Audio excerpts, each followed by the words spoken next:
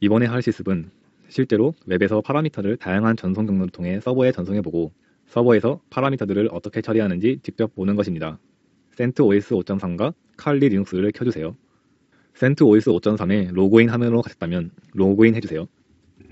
아이디는 루트, 비밀번호는 LAB입니다. 그 다음 cat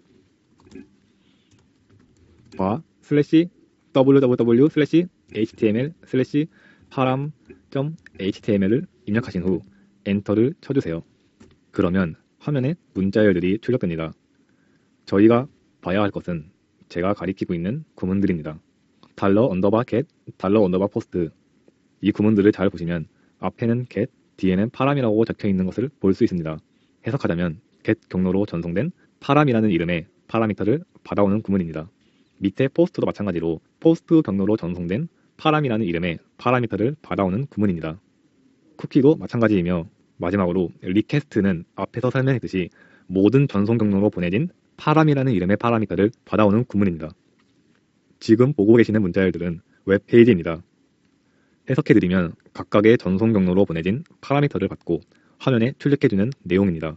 이제 직접 이 페이지에 파라미터를 보내고 반응을 지켜보겠습니다. 칼리 리눅스를 켜주세요. 칼리 리눅스의 아이디는 루트이고 비밀번호는 TOOR입니다. 로그인에 성공하셨다면 바탕화면에서 우클릭을 눌러주세요. 그러면 메뉴들이 출력됩니다. 두 번째 항목인 오픈 터미널을 클릭해주세요. 실행된 명령어 입력창에서 버프 스위트 스페이스 AND를 입력해주세요. 버프 스위트는 웹 프록시로 다양하고 많은 기능들을 지원합니다. 자세한 사항은 다른 강의에서 다루겠습니다. 버프 스위트 화면이 켜지셨다면 우측 하단에 Next Start 버프를 눌러주세요.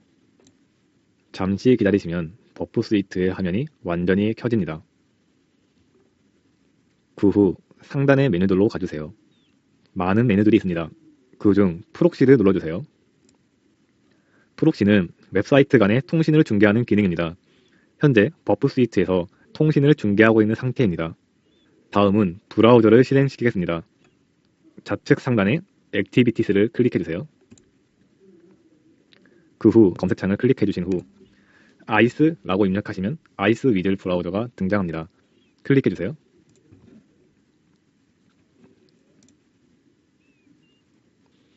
그 후 URL 창을 가신 다음에 web server.com param.html을 입력해주세요. 그러나 웹브라우저가 작동하지 않고 멈춘 상태일 것입니다. 버프 스위트에서 통신을 중개하도록 설정했고 웹브라우저가 보낸 통신을 버프 스위트가 잡고 있는 상태이기 때문입니다. 따라서 버프 스위트에 가서 통신을 보내줘야 합니다. 액티비티스를 눌러 버프 스위트로 이동해주세요. 그러면 인터셉트 항목이 색깔이 변한 것을 확인할 수 있습니다. 또한 아래에 못 보던 문자열이 생겼을 것입니다. 이 문자열들은 HTTP 요청 패킷이라고 부릅니다. 요청 패킷은 웹서버에 특정한 동작을 요청하기 위해 사용됩니다. 파라미터들도 요청 패킷에 포함시켜서 전송하게 됩니다.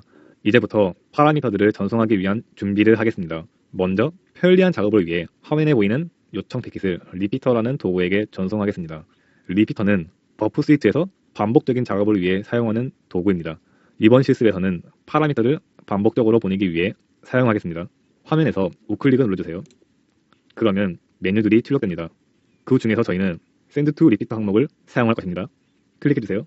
그러면 리피터 항목의 색깔이 변한 것을 확인할 수 있습니다. 리피터 항목을 클릭해주세요. 넘어오셨다면 우선 좌측 리퀘스트 부분에 라우 항목 첫 줄에 있는 get을 post로 바꿔주세요. 이제 포스트 방식으로도 파라미터를 서버에 보낼 수 있습니다. 화면을 클릭하신 후 점을 하나 찍어주세요. 하셨다면 상단의 고를 눌러주세요. 패킷을 보낸다는 의미입니다. 우측 리스폰스 항목을 보시면 HTTP 응답 패킷이 돌아온 것을 확인할 수 있습니다. 응답 패킷은 서버에서 사용자의 요청을 처리한 후 응답한 내용을 담고 있습니다. 전체적인 흐름을 해석해드리면 사용자가 param.html을 호출하는 요청 패킷을 서버에게 보내고 서버는 사용자의 요청을 받아 param.html을 사용자에게 응답했습니다. 응답 패킷에 있는 이 파라미터 부분에는 각각의 전송 경로로 전송된 파라미터들이 출력됩니다. get 파라미터에는 get 방식으로 전송한 파라미터가 post 파라미터에는 post 방식으로 전송된 파라미터가 출력됩니다. 그러나 지금은 아무것도 출력되지 않습니다. 그 이유는 요청 패킷에서 아무런 파라미터도 전송하지 않았기 때문입니다. 이제 정말로 파라미터를 전송해 보겠습니다. 리퀘스트 글자 아래에 있는 파람즈를 클릭해주세요. 파람즈는 파라미터를 전송하기 위해 사용하는 탭입니다. 타입은 파라미터의 전송 경로, 네임은 파라미터의 이름, 밸류는 파라미터의 값을 의미합니다. 우측에 있는 ADD 버튼을 클릭해주세요. 새로운 항목이 생겼습니다. get 방식으로 데이터를 보내기 위해 타입은 URL로 설정해주세요. URL로 전송하게 되면 서버에서는 get 방식으로 받게 됩니다.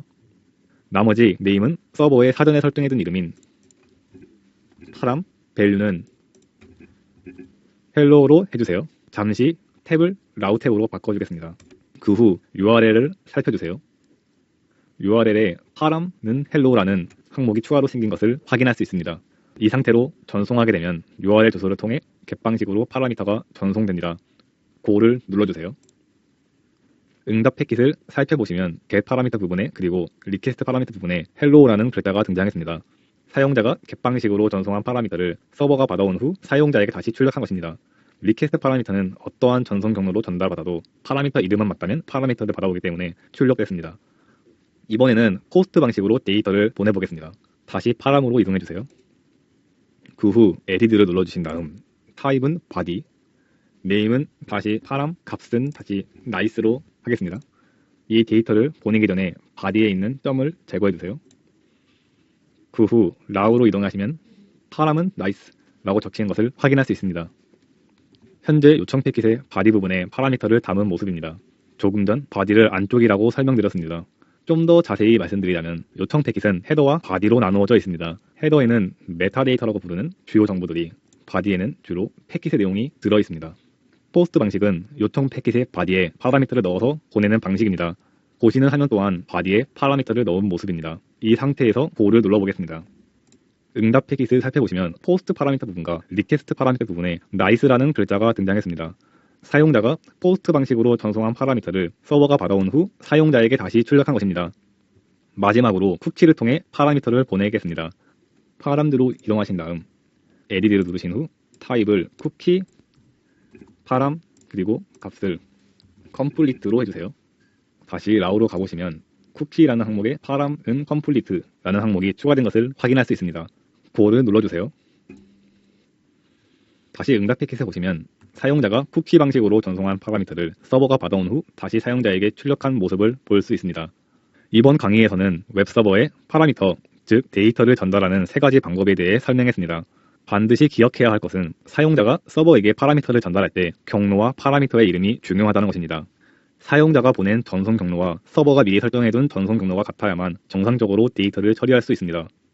다만 전송 경로의 설정 편의성을 위해 $리퀘스트와 같은 구문을 사용하는 것은 위험합니다. 방금 실습에서 보신 것처럼 아무 경로로 파라미터를 전송해도 리퀘스트 파라미터는 파라미터의 이름만 맞다면 전부 다 읽어드립니다. 그런 경우 보안 장비가 악성 행위를 차단하기 위해서 get, post, 쿠키 등 많은 전송 경로들을 확인해야 합니다. 결국 웹페이지의 속도도 느려지고 보안에 들어가는 비용도 증가할 것입니다. 따라서 서버에서는 파라미터의 전송 경로를 하나로 제한하고 그것만 집중적으로 모니터링하는 것이 더 효율적입니다. 오늘 강의는 여기서 마치겠습니다. 감사합니다.